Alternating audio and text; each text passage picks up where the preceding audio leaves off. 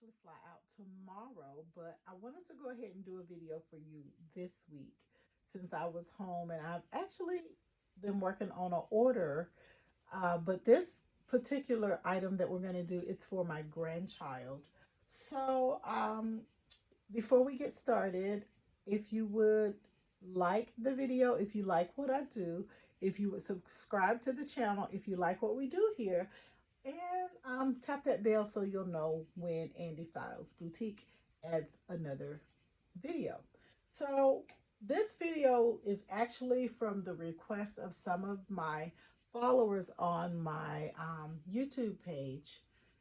And they saw a video where I showed them how to manipulate Cricut to get a larger file size or get a larger image when they're creating items. So that's what this video is about. This is the image that I created using this technique that I'm going to show you guys. It is a backpack for my granddaughter, Autumn. So I'm going to show you guys. I have another granddaughter and she's going to the 5th grade. So I'm going to show you how I created the backpack. So this is what you'll need to recreate this project. You will need a durable, Art Minds durable canvas tote. No, you will not. This is not what I used. It was from Michael's though, and this is the book, the backpack. And I was looking for the label. Ah, here it is. Found it. So the canvas tote is something I use for something else, but this is the Art Minds drawstring bag. And like I said, it's 13 by 5 inches by 17 inches. So that's a pretty, big bag. So Cricut only allows you to do 6.75 by, oh, I'm sorry, 6.25 width by 9.75 height. I think I have that right. But anyway, we're going to get into, we'll see in a second. So, what you'll need, like I said, you'll need the backpack. You will need a ruler, scissors, heat transfer tape, your image of choice. You need sublimation paper. This is the sublimation paper that I like. It's Koala. Someone asked me on the last video what brand I like. This is Koala. You can get this on Amazon. This is where I get it. That's the only place I've been able to find it, but I absolutely love it. You'll need some butcher paper, parchment paper. This is what I use. I got it from Sam's. It came in a 2-pack part. Let's see. There you go. Members Mark. So I got this from Sam's. I love this. And let's see what else you'll need. You will need, oh, we have our image. So you'll need Cricut, of course. You will not need a cutter for this project. You will not need to use your Cricut to cut for this project. So what I'm going to do is I'm going to go ahead and pull my parchment paper off because I want to go ahead and get into the meat of this project, and I want to put my parchment paper away, and I'll move this over here on top of my Cricut machine so we can have everything handy. So first things first, you want to get your image. I purchased this image from Etsy, and it's one of those crush whatever grade your child is going to. So I'm going to go ahead and delete this because I'm going to start from the beginning, and I think that's something that my users wanted, my followers wanted to know. So first things first, you're going to upload your image, and the image I'm going to use is this I'm Ready to Crush 5th grade. Hit upload. Oops, sorry. Sorry, 1 second. I got excited. So I'm going to upload my image. Let's try it again. There we go. highlight your image, click insert images, and then there you go. Now, you see how large this image is? It is 25.042 by 38.014. That's one of the drawbacks from Cricut. Sometimes you don't really get to the images are so large. Sometimes Cricut won't load them up. Sometimes they will. It just depends. But over here, I hope you guys can see that. I don't think you can.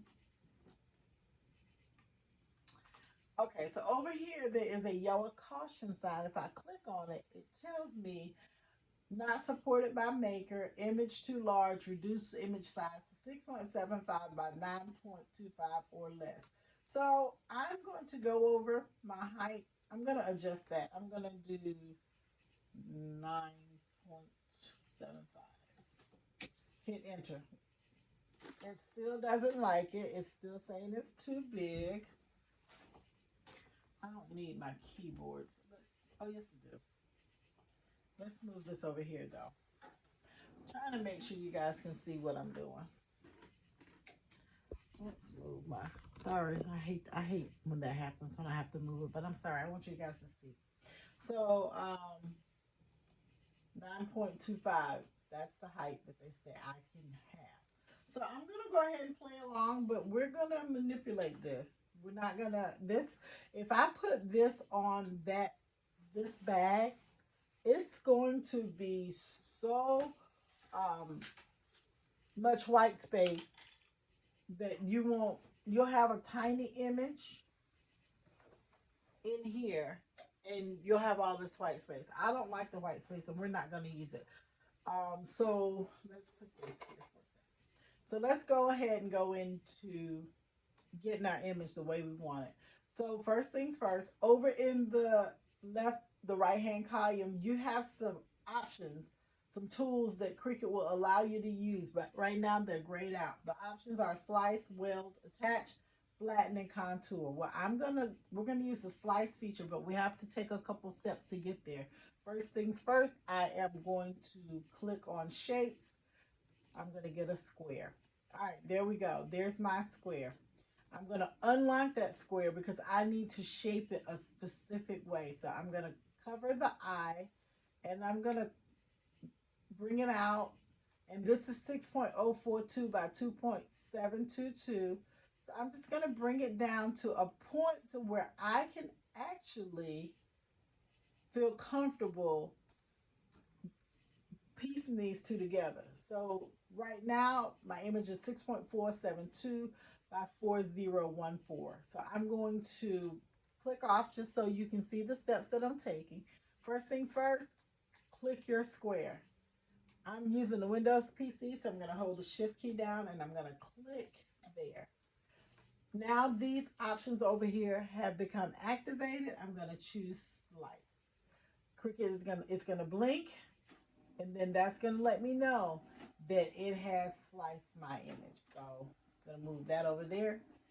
Take this. I want to delete that. I don't need that anymore. So I delete what I don't need.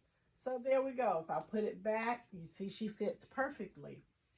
All right, so let's move that one and let's move that one. 6.25 or 6.75 is what Cricut says I can have. So it gives me 6.75 by 4.714.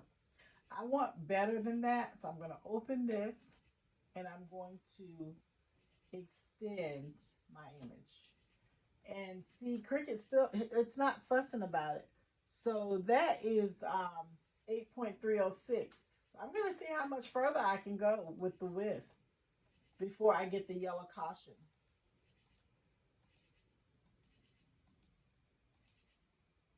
All right, so 9.3, it does not like.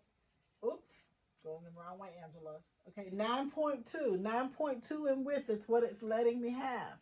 Wow. So now I can make it longer. I'm going to come down. Now she's 9.04 by 6.103. So there we go. Now this one, I'm going to take and line it up Line it up to where her hair matches. And you want to find a guide. So for me right now, the guide is her hair. I'm going to stretch it. Let me unlock it first. Then we're going to stretch it out. Cricut may not like it. It may get a little antsy. And like I said, you want to find, that's her hair, that's the piece of her hair. You want to find the piece that's going to allow you to even it up and match it. So there she is. It's perfectly matched. It's lined up and everything. So now if I want to see how much Cricut actually let me, how large it actually let me make this, I just highlight everything and it gave me 9.113 by 11.527. So we can go with that, or we can try to see if it'll let us go a little further. I think this let me go to 9.2. So I'm going to backspace it. I'm going to go to 9.2. It's letting me do that. So let's see if it'll go to 9.3. No, it doesn't like that. So 9.2 is our, oops, hold on. I don't know what I did, but it wasn't what I was supposed to do. So it will go to 9.2. Let's backspace, put a 2 in there. So 9.2 is where we're going to go with that. This, we're going to line up again just to make sure that I have what I need as far as how to line this up. I don't. There we go. Now she's lined up. Let's see. You have to be very meticulous with it, because if you're not, when you do your press, that line's gonna show. So I'm just gonna make sure I get it lined up properly. The little white space there. All right, she's ready to go. So now let's print it. The next step is for me to print. I've already printed the image, but I'm still going to walk you through everything step by step. So then we're going to go to make it. It brings it up to the max. Look at how this filled up that space of that paper. So that's how you're going to get a larger image. Um, then you want to go over here. You want to you want to mirror the image, because we are going to press it. We want to reverse it. I say mirror. Some people say reverse the image, but either way, click on the second image and you want to reverse that as well. Always click on the images that you're working with to make sure that they are reversed the right way, or they're mirrored, so when you iron them on, you get the image, it comes out the right way. All right, so once I'm done with that, I'll hit continue. There we go. This is your print screen. So with this, you want to choose send to printer. Now you will need, as I said, a sublimation printer. I don't know if I said that or not, but you will need a sublimation printer. Mine is an ET4700 series, and this is my print setup options. Add to bleed, I turn that off. I don't like to add to bleed, because to me it does what it says. To me it bleeds too much, and I don't want that. So I turn that off. Some people will use it if they're, trying to cut down on how much they have to cut off of their design, but I just work with what I have here.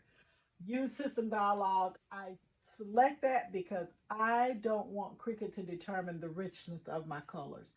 I want that to be determined by my printer settings. So there you go. Click print, and then it will send it to the printer.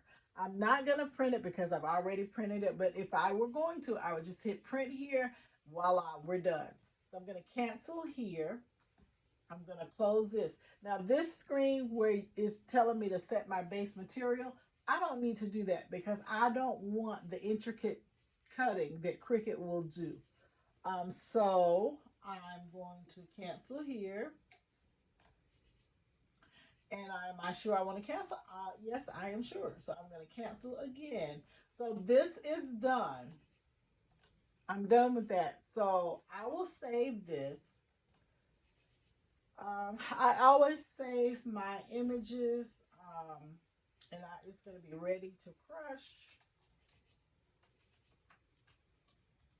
fifth grade. And I always try to save it using something that I'm going to remember, because uh, Cricut does this funny thing with the way it's saving things now. I don't know if that was a improvement that somebody wrote in and asked them that they would do or what, but they are pretty much doing it.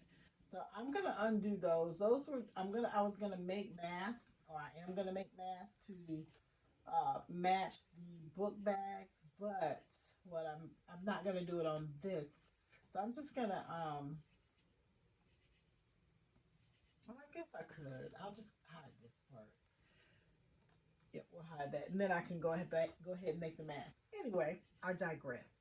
So I'm done with my keyboard. I'm just gonna sit it at my feet. I'll put it back when I'm done. So here's my printed images. I have 2 sheets.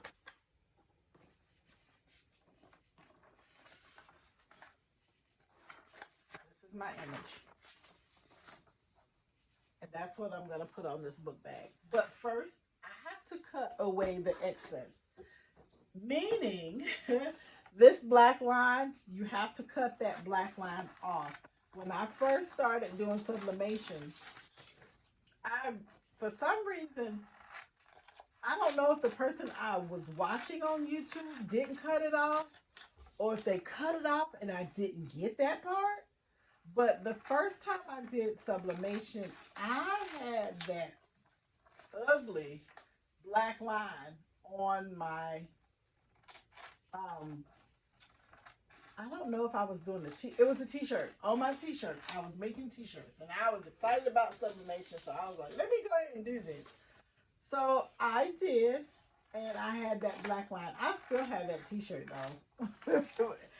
It was me learning, so it wasn't for a customer or anything like that. So it was just me learning when I first started doing crafting, or when I designed, when I first started doing it. And when you do start crafting, there's so much that you see, and so many items or crafts that you want to try and learn.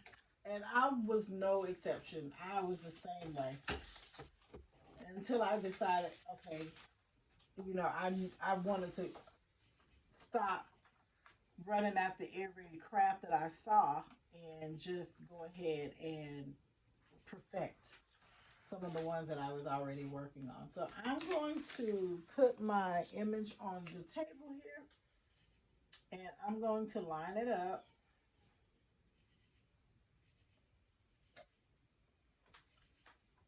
You just want to line it up as evenly and as close as you can. Sometimes, depending on your image, you can overlap the image, and it's fine. But this one here that I'm doing, it has black lines, so that's helping me to line everything up properly. Now, the tape that I'm going to use is the one that I like, and it's the Cricut brand.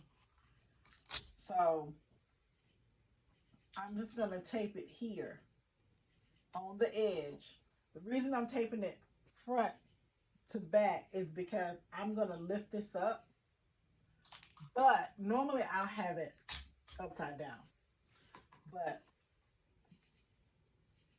so you can see how I'm, lining it up. I'm doing it this way.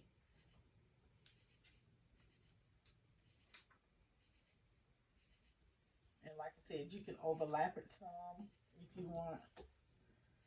So I try to do edge to edge so that when I lift it up, it stays together.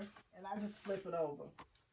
Once I flip it over and I know I have it the way I want, I just fold this tape over here so we can keep our image together. Now, I'm going to tape this down, and the reason I'm going to tape it down is because I know that when you sublimate something, it's the process of sublimation is turning ink into a gas. Once that ink turns into a gas, it welds itself into the fibers of the item you're sublimating on. Having said that, when that gas is pushed out, you want to have it taped down good enough to where that, let's see, you want to have it taped down good enough to where that gas will press into the garment instead of just escaping out into the air. Now, I did iron this already. So I pressed it with my heat press. And so now I'm just going to line it up. Put my, I don't need my tape, so let's put the tape here.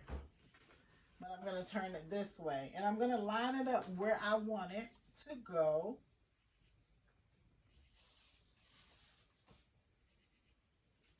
And I'm going to tape it down.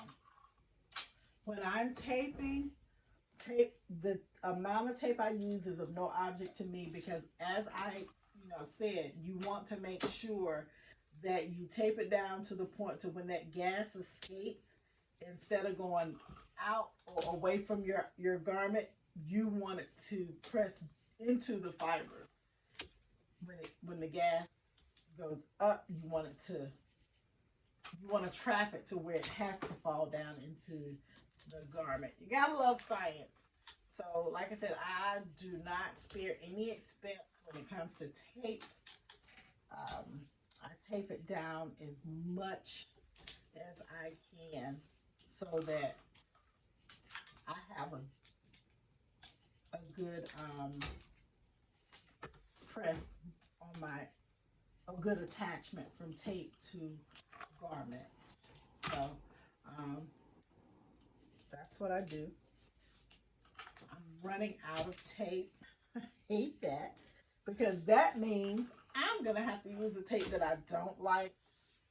And some people love it, but for me, that tape leaves a sticky residue on my garments and items. So that's one of the reasons I'm not a fan of this tape. But tonight, I'm going to have to be a fan. Now, I know you see me putting all this tape on here, but when the heat adheres, or when the heat gets to this tape, it'll be easy for me to peel off. Because you peel this off when it's warm. And, well, you're supposed to let it cool off. I'm so nosy. I want to peek and see. All right, so you see I have it taped down. And this is normally how I tape something when I am going to sublimate. So I am going to go to my printer. And I am going to press this garment, or this backpack. I have a printer, I have a heat press, but I'm going to take, and I should probably show you this. I shouldn't do this away from the camera. So this is my butcher paper. What I do is I'll measure the paper and fold it so I'll have a good fit inside the book bag. So just slide it in here. You don't want it bulky, because you're going to press this. And if it's bulky, you might have some creases and you don't have a good image. So all that we've done to get this ready, we don't want to undo it. So then I'm going to put this piece on top. When I take it over to my heat press, I will place this onto the heat press with my image face up. So give me a second, and I'm going to walk over to my heat press.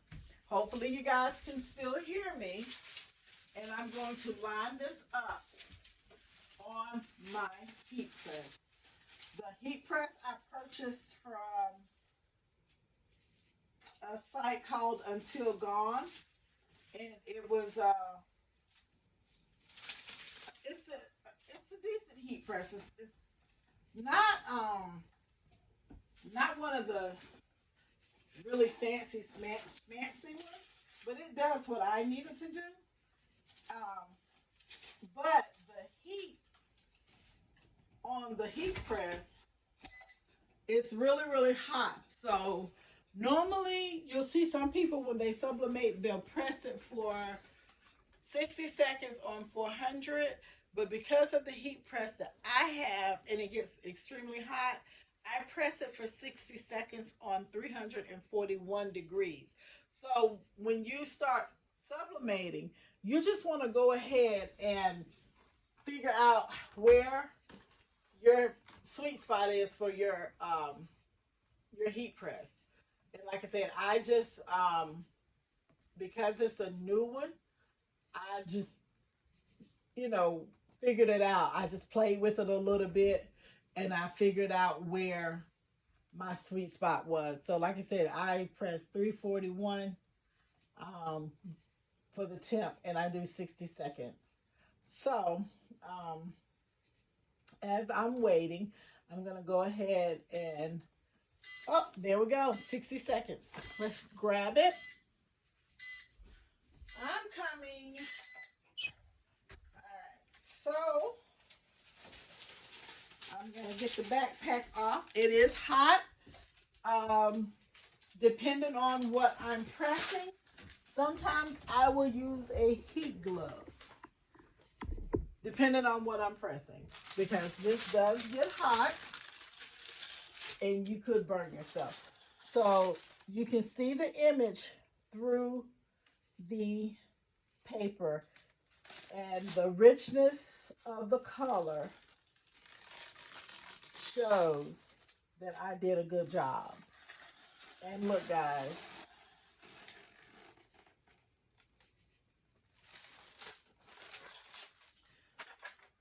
it still has some ink on there, which means I could have left it on a little longer, but I'm good. This is good. My granddaughter, I know, will love it. And I just move the paper out, and there we go. So that's how I get larger images in Cricut. There's my granddaughter who's going to 5th grade. That's hers. And this is my granddaughter that's going to 2nd grade. So I hope you learned something from this video. If you have any questions, you can put them down below. I do go and I do answer the questions when I do a video and try to teach something. So if you are having any problems trying to follow what I'm doing, just hit me up and I will do my best to walk you through it. Again, this is Angela with Andy Styles Boutique. If you like this video, please hit the like button. If you like our channel, you like what we do, please hit the subscribe button. If you want to know when we're going to do new videos, tap that bell and you'll get a notification from YouTube.